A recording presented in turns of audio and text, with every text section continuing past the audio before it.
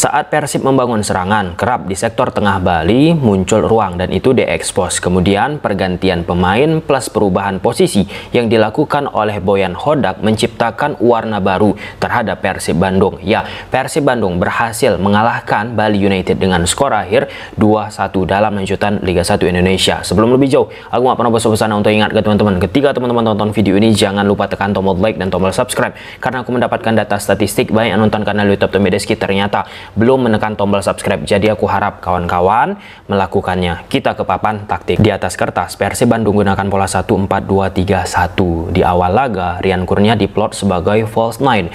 Sayap kiri ada Ciro Alves, sayap kanan Beckham Putra. Di sektor tengah, Adam Alis dibantu Klok dan Kocican. Jelas, tidak adanya Tyron Delvino menurunkan sisi kreativitas yang dimiliki Persib Bandung. Kemudian dari sisi Bali United, mereka pun di atas kertas gunakan pola 1-4-2-3-1.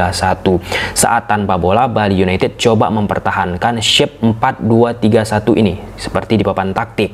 Kemudian Persib Bandung ketika menyerang, mereka akan spread out yang jelas. Ciro Alves menjaga sisi kelebaran sebelah kiri, Beckham di area kanan. Kemudian secara positioning, Adam Alis akan di sini, Klok akan naik, sehingga Kocican sebagai defensive midfielder. Edo naik, Kakang naik, Quivers, dan Prangka. Nah, untuk Bali United, saat tanpa bola di sektor tengah kan ada 3 pemain. Kadek Agung nomor 18, Brandon nomor 6, double pivot. Di depan mereka ada Irfan Jaya. Nah, yang pertama, secara struktur mereka pun kadang nggak tegas di posisinya, sehingga ada muncul space yang bisa dimanfaatkan oleh pemain Persib ketika memprogresikan. Nanti akan kita tampilkan menggunakan grafis. Kemudian yang kedua, nomor 18 yang dimiliki Bali, yaitu Kadek Agung. Nah, secara positioning, akibat gerakan tanpa bola ataupun dengan bola yang dilakukan oleh pemain Persib Bandung berhasil bagi Persib memunculkan ruang di areal yang harusnya dijelajahi Kadek Agung. Nah, tetapi Persib Bandung pun nggak bisa secara klinis memanfaatkan situasi tersebut. Plus memang tadi yang sudah kita katakan, kreativitas dari Kocican, Klok, dan Adam Alis mewarnai ketika Kadek Agung tidak begitu oke di laga ini, kawan-kawan, nggak kuat dentumannya, efeknya bagi Persib Bandung pun nggak begitu istimewa. Nah, ini contoh di atas lapangan ketika fase penyerangan yang dilakukan Persib Bandung. Di sektor tengah bagi Bali United, mereka menempatkan Kadek Agung, Brandon, Irfan Jaya. Di sini secara positioning, Brandon posisinya agak lebih tinggi, jadi tidak sejajar dengan Kadek Agung. Ketika tidak sejajar dengan Kadek Agung, maka Kadek Agung pun memiliki beban yang berat.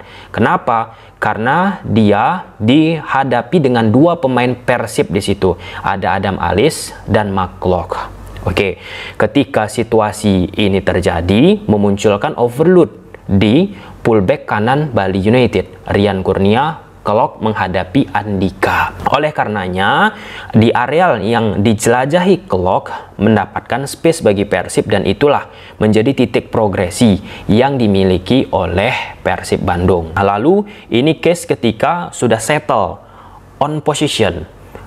3 pemain tengah yang dimiliki Bali United. Kadek menjaga Klok, Adam Alis dijaga oleh Brandon, dan Kocican diawasi oleh Irfan Jaya.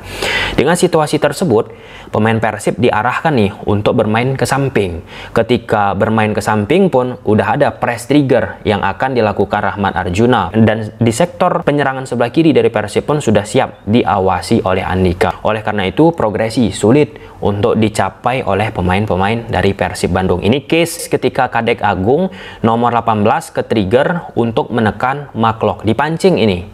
Nah, ketika Kadek Agung sudah meninggalkan areanya, maka Ciro Alves mencoba mengeksploitasi Rahmat Arjuna, dalam konteks ini menekan Edo. Nah, alhasil apa? Ciro Alves kawan-kawan berhasil menciptakan sebuah tendangan tanpa ada gangguan yang cukup eksplosif dari pemain Bali United dan tendangan Ciro Alves masih bisa ditepis oleh Pitrul Dwi Rustapa. Tadi sudah kita katakan, tidak adanya Tyrone Delvino menurunkan sisi kreativitas. Oleh karenanya, ketika 3 pemain tengah dari Persib, Klok, Kocican, dan Adam Alis dari sisi progresi tidak bisa ataupun sulit dijangkau, maka pemain di belakang seperti Pranka dan terkhusus Kuivers kawan-kawan, dia kan sering itu mendrive bola sampai ke area tengah. Nah, di situ 2 opsi yang akan dilakukan oleh Kuivers. Jika tidak memungkinkan diberi passing pendek ke 3 pemain tengah Persib, ia akan lakukan diagonal pass. Ini kan template situasi yang dimiliki oleh Persib Bandung. Nah, sayangnya untuk striker di depan bagi Persib Bandung ada Rian Kurnia.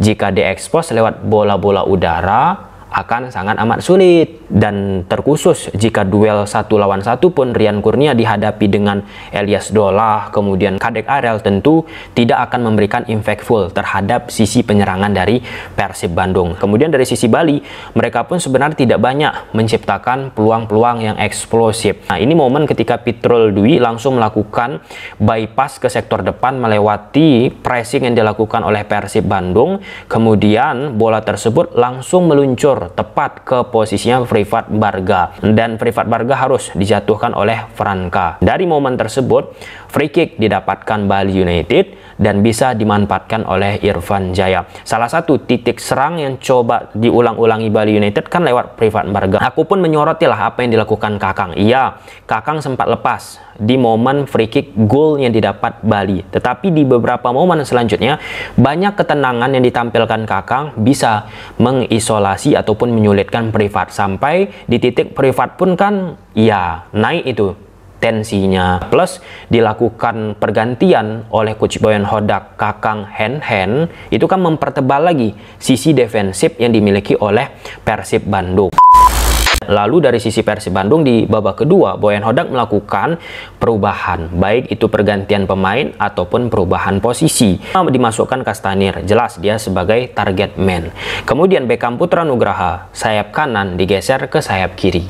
Kemudian Ciro Alves, sayap kiri digeser ke sayap kanan. Hal tersebut tentu cukup beralasan. Bagi aku, Beckham Putra Nugraha jika di head to head kan dengan Ricky Fajrin fullback sebelah kiri dari Bali yang syarat pengalaman tentu akan sulit. Dan di babak pertama pun kan nggak begitu kuat lah dentuman yang ditunjukkan oleh Beckham Putra Nugraha. Dan ketika perubahan itu dilakukan, Bali United lagi dan lagi sektor tengahnya tidak komplit untuk bisa memblok apa yang dilakukan oleh Persib Bandung ketika bermain di central progression di beberapa momen. Nah, ini momen Irfan Jaya kehilangan bola, direbut oleh Adam Alis. Nah, di sini Kadek Agung awalnya terpancing dengan gerakan Ciro Alves. Jadi semakin dalam itu gerakan Kadek, membuat muncul ruang di sisi yang beririsan dengan Kadek Agung, persis seperti yang sudah kita bahas di awal video ini, dan itu diekspos oleh Castanir dengan drop menerima bola dari Adam Alis. Terjadilah 1-2 sentuhan Castanir ke Klok dan diberikan bola tersebut ke Beckham. Di sini Beckham berhadapan dengan Andika 1 versus 1. Kadek Agung secara kecepatan mencoba meningkatkannya untuk menciptakan 2 versus 1, tetapi tidak bisa merapatkan lebih cepat lagi, membuat ada space kaki kanan yang dimiliki oleh Beckham Putra Nugraha, yang dimana jika Kadek bisa on position lebih cepat menutup, mengcover apa yang dilakukan Beckham, karena Beckham kan menendang kaki kanan, harusnya itu bisa terantisipasi. Lalu ini shape struktur jelas yang dimiliki oleh Persib Bandung ketika keunggulan 1-0, Ciro Alves di kanan, Beckham di sebelah kiri, Castanir, kemudian Adam Alis, Klok, Robi pun sudah dimasukkan menggantikan Kocican. Artinya apa?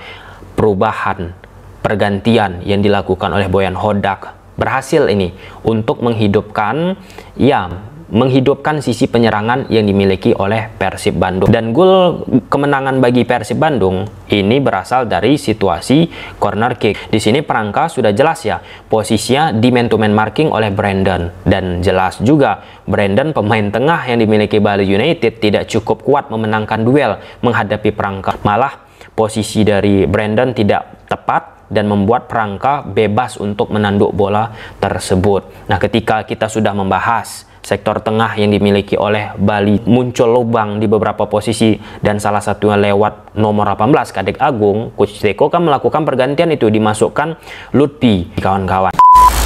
Jadi kesimpulannya lagi dan lagi Coach Hodak menunjukkan bagaimana pergantian perubahan yang ia lakukan berhasil menghidupkan permainan dari Persib Bandung. Nah, kemudian yang kedua, sektor tengah yang dimiliki oleh Bali United di beberapa momen kerap itu terpancing dengan pergerakan tanpa bola ataupun dengan bola yang dimiliki Persib sehingga memunculkan ruang. Ketika muncul ruang, pemain-pemain lain tidak cukup kuat untuk melakukan cover sehingga ya ada kesempatan yang dimiliki oleh Persib Bandung.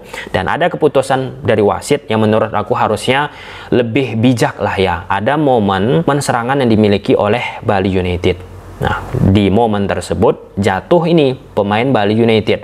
Karena koridornya Bali United sedang menyerang, maka di situ advantage. Dibuat wasit play on lah. Oke. Ternyata serangan yang dilakukan oleh Bali tidak optimal lah ya, bisa dipatahkan Persib. Nah, di momen tersebut pemain Persib langsung melakukan juga transisi yang harusnya di situ dihentikan oleh wasit. Nanti drop ball dilakukan kepada pemain Persib, kawan-kawan. Nah, ketika itu tidak dilakukan, muncullah polemik ataupun merambat ke duel yang terjadi antara Beckham dengan Brandon, yang secara hitung-hitungan jika kita bicara case tersebut saja harusnya Beckham mendapatkan kartu merah, bagi aku red card, kawan-kawan. Tapi itu tadi kenapa bisa sampai ke situ, keputusan wasit tadi. Lalu yang kedua, apakah keputusan wasit memberikan Fripat Embarga kartu kuning sudah tepat? Menurut aku sudah tepat. Oke, sampai sini aja. Gimana menurut kawan-kawan? Silahkan tulis di kolom komentar. Bye.